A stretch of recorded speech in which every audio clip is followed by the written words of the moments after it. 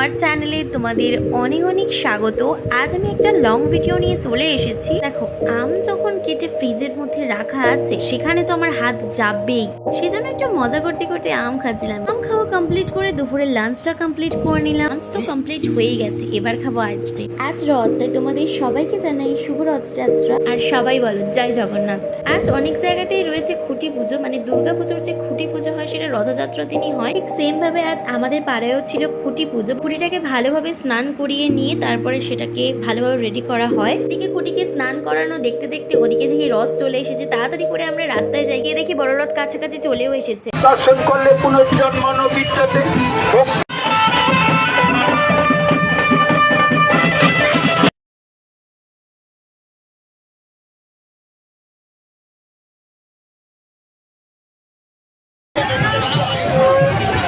প্রতি বছরই ভারত সেবাশ্রম থেকে এই বড় রথটি আসে। প্রচুর মানুষের সমাগম হয়, বাতাসার হরিলুট দেওয়া। রথ চলে যাওয়ার পর আমাদের পাড়ায় শুরু হয়েছিল খুঁটিকে ভালোভাবে রেডি করা, তারপর সেটাকে পাড়ার ভেতর থেকে একবার ঘুরিয়ে নিয়ে আসা।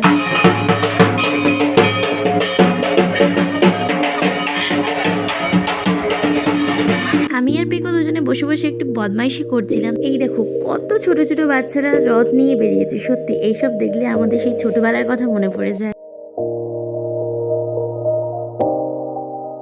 বাড়ি থেকে সবাই গিয়েছিল পৈলানের মন্দিরে ঘুরতে। আমি যেতে পারিনি কারণ কাল ছিল আমার এক্সাম। আর তাছাড়াও আমি পৈলানের মন্দিরে অনেকবার গিয়েছি। জায়গাটা সত্যিই খুব সুন্দর, এমনি জায়গাটা সুন্দর, আর কাল রথযাত্রা উপলক্ষে আরো সুন্দর লাগছে।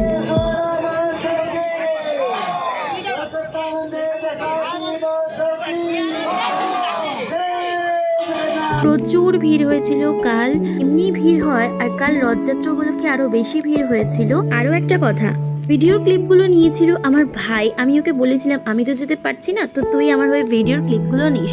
থ্যাংক ইউ আমার ভোলু ভাইকে, ও আমার ইউটিউবের অনেক কাজে হেল্প করে। এই দেখো তোমাদের সাথে কথা বলতে বলতে ওরা শপিং করতেও ঢুকে গেছে। ভেতরে শপিং করারও জায়গা রয়েছে, অনেক খাওয়া দাওয়ারও জায়গা রয়েছে, সবকিছু রয়েছে। যত সন্ধে হবে তত সুন্দর লাগে এই জায়গাটা। ভিডিও শেষে আমি তোমাদের সাথে শেয়ার করে দেবো কিছু ছবি। রথের দিনটা আজ বেশ সুন্দরই কাটলো। তোমাদের রথের দিন কেমন কেটেছে অবশ্যই আমাকে কমেন্ট করে জানিও।